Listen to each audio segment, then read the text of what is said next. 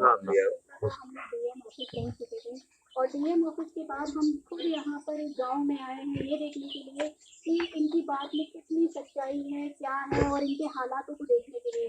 और परशुराम दल के जो राष्ट्रीय अध्यक्ष है गंगाधर शर्मा और पूरा का पूरा संगठन आपके सामने यहाँ पे मौजूद है और हम इनसे पूछना चाहेंगे कि सर आपने यहाँ पे आके देखा, आपको क्या समझ में आया है आपके बारे में? देखिए, पहले तो इनकी डीएम साहब को जो हमने जो इनका एक आवेदन था और जो इनके ऊपर जो SC/ST एक्ट, ये बेनीपुर की घटना है, बीकापुर का जो बहुत चर्चित मामला रहा है और इनको जिस तरह से प्रताड़ित किया जा रहा है, मैं अभी दिखाऊंगा आपको। उस मामले में अभी डीएम के पास से हम आ रहे हैं और डीएम ने पूरा विश्वास दिया है कि हम वहाँ इनकी पूरी हेल्प करेंगे। लेकिन जो इनके साथ हुआ है वो झकझोर देने वाला है, दिल को दहलाने देने वाला है, क्योंकि इनकी स्थिति आप देखिए। मैं दिखाना चाहूँगा आपको, देखिए ये आप देख रहे हैं बिल्कुल कच्चा मकान है, पूरा आप देख सकते हैं, ये सब कच्चा मकान है इनका। आज तक शर्म आती है सरकार पे, शर्म आती है उन नुमाइंदों पे जो बैठे हुए हैं और जो कहते हैं कि ये भारत विकास कर रहा है। इनका आज तक विकास नहीं हो पाया। और ऐसा नहीं है पूरे गांव के पक्के मकान है, सिर्फ इनका ही कच्चा मकान है। एक 21वीं सदी में आप जी रहे हो और डिजिटल युग आप कहते हो, और ये कच्चा मकान, ये आपको ही पता नहीं कितनी उजागर करता है। SC/ST एक्ट इनके ऊपर लगाया गया, इनको घर छोड़ने के लिए मजबूर किया गया। लेकिन अब ये तो होगा ही नहीं, घर नहीं छोड़ा जाएगा, क्योंकि अब हम खड़े हैं, ब्राह्मण समाज खड़ा है, परशुराम दल खड़ा है। ऐसा नहीं होने देंगे, कश्मीर नहीं बनने देंगे बेनीपुर को। लेकिन ये जरूर है कहीं ना कहीं क्वेश्चन मार्क। ये इधर देखो, इधर से ये इनकी बहन बेटियों को ताकते हैं, ये हमारे साथ खड़ी हैं, देखो ये माता जी खुद कहती हैं इस चीज को। आप बताइए कि आप इतने समय से यहाँ रह रहे हैं, आपको कोई भी यहाँ पे किस तरीके का अनुभव होता है? आपकी बेटियां हैं, बेटियों के लिए डर होता है क्या? आपके मतलब क्या किया जा रहा है आप लोगों के साथ? हम लोगों के साथ जो अन्याय की जा रही है। और ये कितने समय से चल रहा है? हमारा जन्म यही हुआ, मायके में रहते हैं।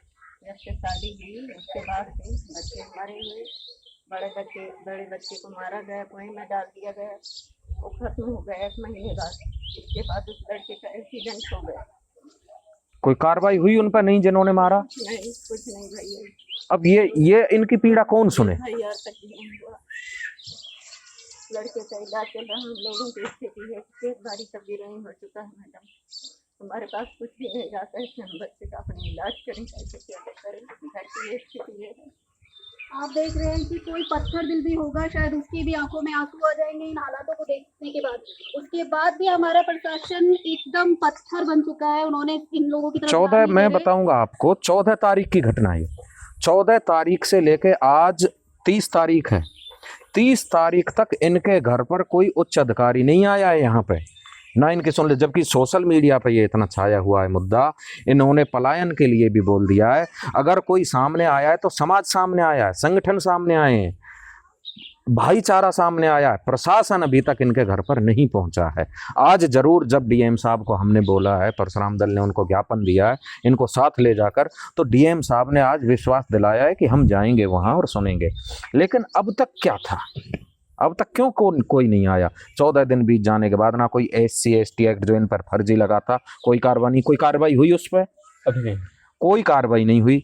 जो इनका FIR जो इनकी दर्ज थी, जो इनके बेटे का आपने देखा नहीं होगा, ये देखो उन्होंने ये हालत की है इसकी यहाँ से। अब ये पागल है, ये लड़का अब मानसिक तौर पर विक्षिप्त है।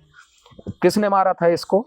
अज्ञात वाहन था, कौन था? अब बताओ, मतलब इनका एक एक्सीडेंट किया गया सोची साजिश के तहत, एक लड़के को कुएं में डाल के मार दिया। क्या करना चाहते हैं मतलब वो? साजिश रच भी रहा है, और लड़कों के लिए जो है मारने की साजिश रच रहा है। कौन रच रहा है इसकी जानकारी नहीं इनको। सर मैं एक चीज आपसे जानना चाहूंगी कि आप एक एडवोकेट भी हैं, तो क्यों इतने सालों से इनका एक बेटे को खत्म कर दिया गया, एक बेटे की ये हालत कर दी गई, उसके बाद ये इनके घर की हालत है, और प्रशासन इसकी सुनवाई क्यों नहीं कर रहा है? और ऐसा नहीं है कि इन्होंने इसके लिए कदम नहीं उठाया, राष्ट्रपति तक को इन्होंने लेटर लिखा गया है, तो उसके बाद भी इनकी सुनवाई क्यों नहीं की जा रही है? आखिर ऐसा क्या दबाव है, कौन सा षड्यंत्र है? SC जो इनके SC/ST एक्ट जो इन पे लगाया गया है, उसके पीछे क्या वजह रही है? इसके पीछे केवल एक ही बात समझ में आती है कि चाह रहे हैं यहाँ के लोग आसपास प्रशासन से मिले हुए हैं कि ये लोग अपनी जमीन छोड़ के भाग जाएं। जो इनकी कितने विश्वास है करो ये मैं होगा लगभग 700 जगह हाँ मेन वही है, यहाँ से तो वो भाग जमीन जाएं। छोड़ के भाग जाएं। ये कच्चा मकान देख के अब मेरे पास तो शब्द नहीं है क्या बोलूँ, इतना दुखी है। बस मैं यही कह सकता हूँ कि आपके साथ हम लोग हैं, पूरी तरह ईमानदारी से रहेंगे और जो भी कानूनन या जो भी मदद चाहेंगे पूरा करा जाएगा। मैं तो यहाँ तक बोलता हूँ, ब्राह्मण समाज के ऊपर मैं बोलता हूँ, परशुराम दल के माध्यम से मैं कहना चाहता हूँ, अगर सरकार इनकी सहायता नहीं कर पाती है तो परशुराम दल और ब्राह्मण समाज इनको पक्का मकान बना के देगा। ये सरकार को एक चेतावनी है या चैलेंज है। अगर सरकार जो काम नहीं करना चाहती है वो समाज करके देगा, ऐसे नहीं रहने देंगे इस बात इन्हें। पे तो शर्म आनी चाहिए सरकार को, प्रशासन को। अच्छा, क्या आप योगी मोदी जी के लिए कोई स्कीम में कोई आप वो भेज देना चाहते हो उनको कि भाई ऐसा क्यों हो रहा है? क्योंकि ये पूरा जो अयोध्या क्षेत्र है ये योगी जी के हाथ में ही आता है। उसके बाद भी मतलब ब्राह्मण समाज के साथ इस तरीके से किया जा रहा है। इतने साल हो गए उनके, मतलब बिल्कुल ही उनकी बुरी हालत हो चुकी है। एक मतलब किसी माँ का एक जवान बेटा मर जाना, दूसरे बेटे की ये हालत हो जाना, और इतने सालों से कंटिन्यू इनको प्रताड़ित किया जा रहा है। क्या योगी जी तक ये बात पहुंच नहीं पाई है या वो सुनना नहीं चाह रहे हैं? नहीं, ऐसा नहीं है कि शासन और प्रशासन को इसकी जानकारी नहीं है। बस केंद्र सरकार द्वारा जातिगत तुष्टिकरण के तहत एक जो कानून बनाया गया है SC/ST एक्ट, उसमें बिना जांच के गिरफ्तारी हो जाती है। अगर ये पीड़ित परिवार न्याय के लिए कहीं जाता भी है तो इसको सीधे गिरफ्तार कर लिया जाएगा। फर्जी मुकदमों में फंसा करके बोलेगा कौन? अब तक जो अब हम- फंसाया हुआ है, हमारी आपकी जिम्मेदारी है कि हम आप इनकी आवाज़ बने। सिस्टम तो इनके खिलाफ है, प्रशासन शासन सब इनके खिलाफ है। अब आवाम को तय करना होगा, जनता को तय करना होगा। देख लीजिए कितना आमूल चूल, मतलब कि कम से कम चीज़ों में कैसे ये अपना जीवन निर्वाह कर रहे हैं। अब इनको कोर्ट कचहरी के चक्कर लगाने पड़े तो अपनी आजीविका देखें, अपना घर बार देखें कि चलें वकीलों की फीस भरें। तो इतना बड़ा संकट इस परिवार के पास है। बच्चे का जो इलाज का खर्च आता है, लाखों रुपए सालाना आपका खर्च आता है, कैसे आप उसको अफोर्ड कर रहे हैं वो आप ही जानते हैं। तो इतनी सारी समस्या एक परिवार झेल रहा है। और उसके बाद बगल में ये जो SC कम्युनिटी है, इनके पास तो ब्रह्मास्त्र सरकार ने दे ही दिया है।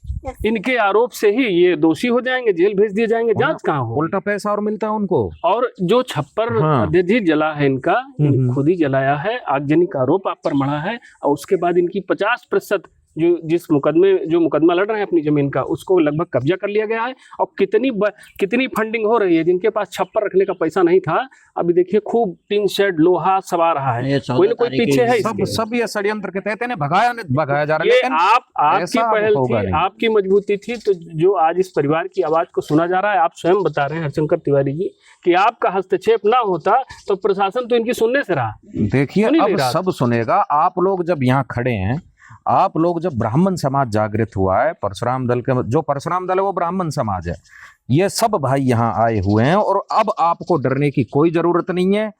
तन मन और धन से सभी समाज आपके सामने खड़ा है और साथ खड़ा है। आपको कोई भी किसी भी तरह की घबराने की जरूरत नहीं है। ये जरूर है कि जो अब तक हालात थे इन पर हम आंसू बहाएं, शर्मिंदा हों या हम पश्चाताप करें, ये तो हमारा दिल ही जानता है। जो यहाँ आके आपका ये घर हमने देखा है, ये हम पीड़ा बयां नहीं कर सकते, लेकिन सरकार को ये नहीं दिखाई दिया। ये बड़े शर्म की बात है। अध्यक्ष जी, सरकार को दिखाई ये नहीं दे रहा है। 14 तारीख की घटना है क्यों भाई? 14 तारीख को घटना है। ये लोग अम्बेडकर जयंती मना रहे थे, हजारों की संख्या में थे, और एक आदमी जो है गरीब बेचारा ब्राह्मण जाके आग लगा देगा इनके यहाँ। सब सरकार मिली हुई मनसा इनकी है कि ये खाली करके छोड़ के भाग जाए। खुदे बम पड़ाका कर रहे थे, खुदे अपना खुशी मना रहे थे, उसमें आग लग गई, 2 दिन पे मर दिया। ना मैंने पहले भी कहा है, कश्मीर नहीं बनने दिया जाएगा बेनीपुर को। यहाँ से कोई पलायन नहीं करेगा। अगर यहाँ है ब्राह्मण परिवार, प्रतिष्ठित ब्राह्मण परिवार हैं तो ये हैं और यहीं रहेंगे। मैं आप सबसे एक बात और जानना चाहती हूँ, कैमरामैन से मैं कहूँगी कि पूरा फोकस किया जाए कि ये सिर्फ एक केस ऐसा नहीं है जिसमें इन लोगों के साथ ऐसा हुआ है। अगर आप देखेंगे तो ऐसे बहुत सारे केस है जगह जगह पर जहाँ पर SC/ST एक्ट के द्वारा लोगों को इतना प्रताड़ित किया जा रहा है, ब्राह्मण समाज को। आप क्या कहेंगे इस बारे में? आप मुझे बताएंगे थोड़ा सा आप में कि आपको नहीं लगता कि अब ब्राह्मणों को एकत्रित होने का समय आ चुका है?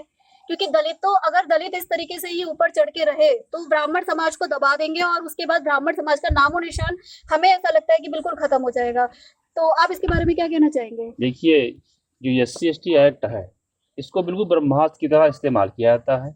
और बहुत सारे ऐसे केस हैं, आप तो मीडिया से आप जानते होंगे कि पूरे भारत में बहुत सारे केस हैं जिसमें केवल पैसे के लिए काम किया जाता है, धन उगाही के लिए ऐसा काम किया जाता है।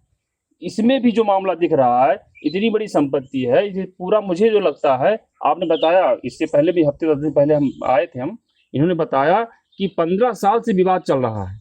तो यही मामला समझ में आता है कि इनकी जमीनों को हड़पने का प्रयास किया जा रहा है और इस्तेमाल SC/ST का किया जा रहा है। जिस तरह से इनकी स्थिति है, देखिए ये बॉर्डर नहीं बने हुए हैं, रात में आदमी कैसे रहता होगा, बच्चे कैसे रहते होते हैं। और इनकी बेटियां भी हैं। हाँ, इन्हें बड़ी तंग बड़ी करते हैं, बेटियां बाकायदा हैं, तंग करते बच्चे हैं। हैं, छोटे बच्चे हैं। हम कहते हैं कोई जानवर आके बच्चों को उठा ले जा सकता है, या वही लोग जो आज इनके दुश्मन बने हैं वही रात में अटैक कर सकते हैं, मतलब बुरा से बुरा काम कर सकते हैं।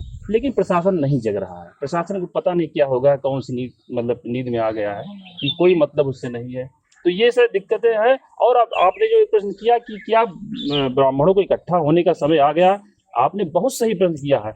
आज नहीं जगेंगे हम तो फिर अब मौका नहीं मिलेगा, जो स्थितियां कर दी गई हैं। और जागृति हो रही है और जागृति अब हो रहे हैं। रही है। आपके हाँ। चैनल के माध्यम से हम लोग देख रहे हैं, दूर दूर तक आपकी बातें जाएंगी, तो इसके माध्यम से हम लोग इकट्ठा हो रहे हैं, सब में जागरूकता ला रहे हैं। जो ऐसे भी हैं, मतलब दूषित मानसिकता वाले हमारे भी मतलब वो है ब्राह्मण परिवार हैं जो द्वेष भावना रखते हैं, उनको भी समझाया जाएगा कि अपने अस्तित्व के लिए आप सही दिशा में चलिए, आपस में द्वेष मत कीजिए। बिल्कुल, अगर पक्षपात होता रहा इसी तरीके से तो ब्राह्मण समाज बहुत जल्द ही इस देश से खत्म हो जाएगा। और मैं प्रशासन से हाथ जोड़ के विनती करती हूँ कि बहुत जल्द से जल्द इस चीज़ पे एक्शन ले, क्योंकि ये कोई छोटी मोटी बात नहीं है और ये कोई पहला केस नहीं है। तो इस चीज कोई यहाँ पे आत्महत्या करने की कोशिश करता है, तो कोई अपनी जान दे देता है, कोई कुछ कर रहा है, कब तक प्रताड़ित होता रहेगा ब्राह्मण समाज।